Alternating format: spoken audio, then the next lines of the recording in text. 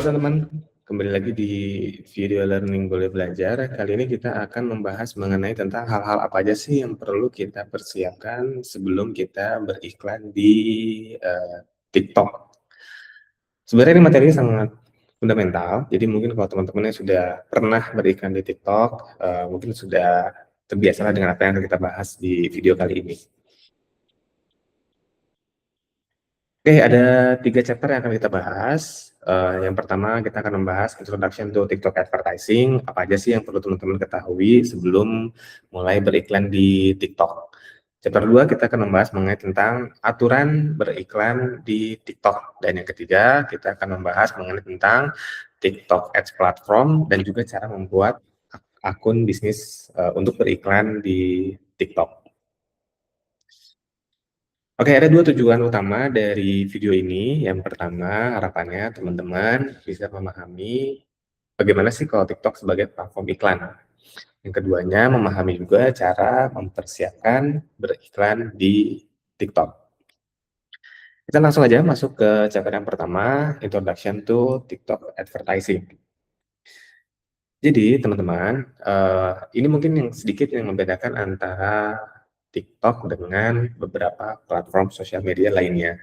Bahkan mungkin saat ini TikTok pun sudah tidak menyebut diri mereka sebagai sosial media. Mereka tuh menyebut mereka sebagai shoppertainment, teman-teman. Yang dimana orang-orang itu bisa shopping sambil bisa mendapatkan entertainment-nya, gitu ya. Jadi ada 2 behavior nih teman-teman di TikTok itu. Yang pertama itu adalah orang-orang yang memang sudah intensinya ke TikTok itu pengen belanja atau nyari barang. Karena mau nggak mau, suka nggak suka, TikTok itu sekarang adalah e-commerce juga teman-teman. TikTok Shop, baik Tokopedia, meskipun tentunya baik Tokopedia.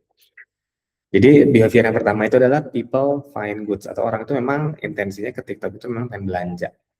Mereka itu memang sudah langsung masuk ke dalam marketplace-nya atau TikTok Shop-nya. Atau yang keduanya, melalui konten, yaitu goods find people. Padahal tujuan awalnya itu bukan pengen belanja, buka TikTok sebenarnya. Tapi tujuan awalnya adalah untuk mencari entertainment atau mencari informasi, atau ya sekedar scrolling-scrolling aja gitu ya. Melalui apa intent triggersnya? Melalui short video dan juga biasanya melalui live. Dan pada akhirnya semuanya adalah melalui konten yang dimana pada ujung-ujungnya mereka akan masuk ke PDP atau produk detail. Jadi kesimpulannya, setiap pembeli TikTok itu punya behavior yang berbeda teman-teman. Yang pertama itu ada yang langsung datang ke TikTok untuk belanja, ada yang datang dari konten short video dan live baru belanja, padahal tujuan awalnya bukan untuk belanja, gitu ya.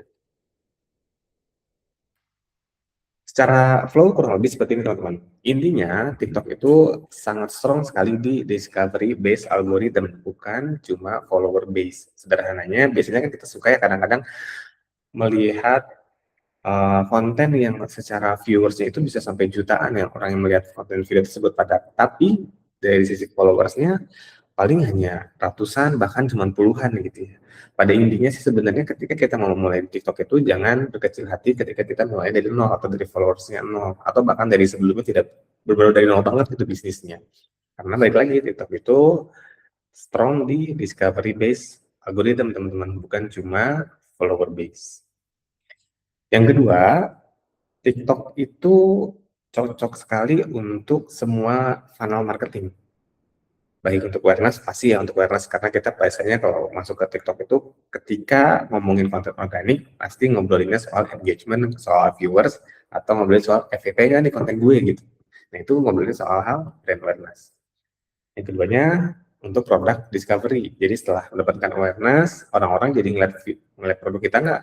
Kalau misalkan kalau untuk funnel marketing ini mungkin di tahap consideration. Terakhir, direct response atau konversi.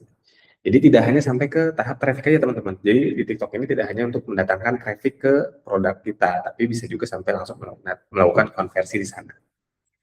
Yang ketiga, karakteristik TikTok. Ini mungkin kita semua sama-sama tahu lah ya.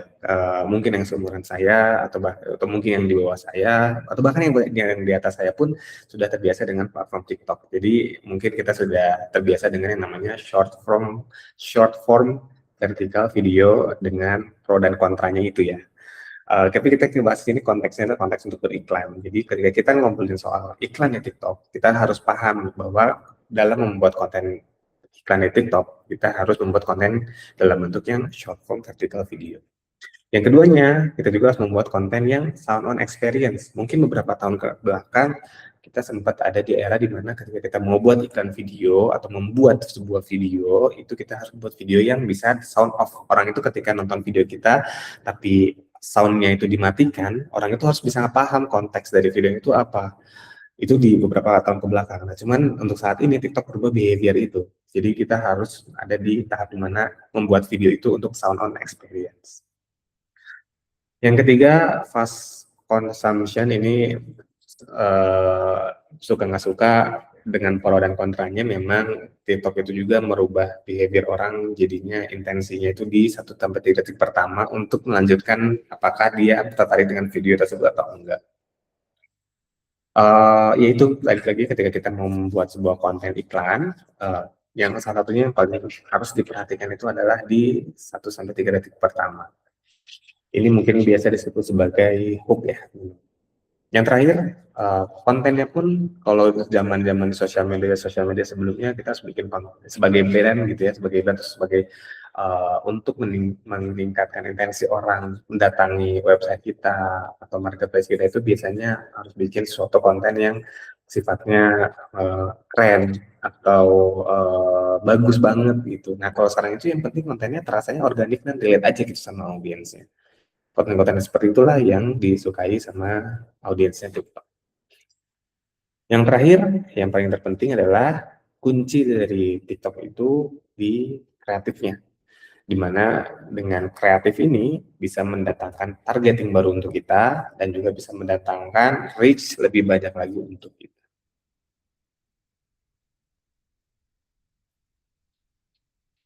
Kita sekarang membahas mengenai tentang struktur campaign di TikTok. Tapi sebelum masuk ke sini, yang perlu teman-teman pahami untuk sampai saat ini, cara beriklan di TikTok itu bisa melalui dua cara, teman-teman. Melalui business center-nya dan juga bisa melalui seller center. Yang membedakan adalah objektifnya. Kalau di seller center itu hanya untuk GMV Max aja, teman-teman. Nanti kita akan bahas di video selanjutnya. Tapi kalau misalkan di business center, itu bisa menggunakan objektif yang lebih banyak dibandingkan dengan di seller center. Kita bahas yang pertama, sebenarnya secara struktur, kalau teman-teman sudah mempelajari Meta Ads, mirip sekali dengan Meta Ads. Strukturnya itu campaign, ad group, dan ads ya teman-teman. Jadi ada campaign, ada ad group, sama ada ads. Campaign pun sama teman-teman, kurang lebih sama kayak si Meta. Di campaign ini kita menentukan objektif kita mau apa nih. Ada secara funnel pun mirip kayak Meta, ada awareness, consideration, dan ada juga conversion. Di tahapan awareness itu ada reach, di tahapan consideration ada traffic, video views, community interaction, di conversion ada ad promo, lead generation, sama ada sales.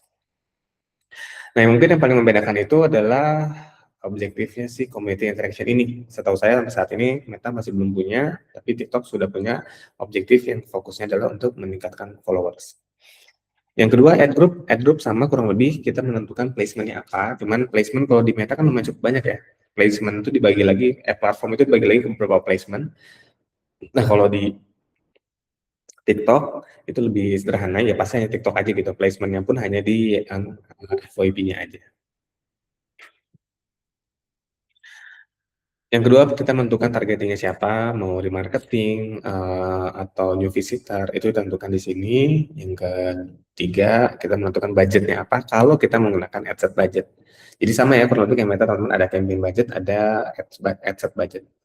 Dan yang terakhir, di bagian ads. Bagian ads ini pun lebih sederhana, karena kalau misalkan di Meta kan biasanya ada beberapa format ya, ada yang bentuknya single image atau video, single image atau video, atau carousel, atau ada collection, dan lain-lainnya gitu ya.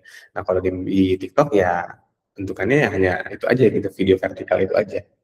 Yang bedain mungkin apakah kita mau menggunakan video yang sudah di-upload atau biasa disebut sebagai Spark Ads, atau video yang kita upload dulu ke business center, yang belum kita upload di sosial media kita di TikTok. Lalu kita tentukan captionnya apa, CTA-nya apa, dan landing page-nya apa.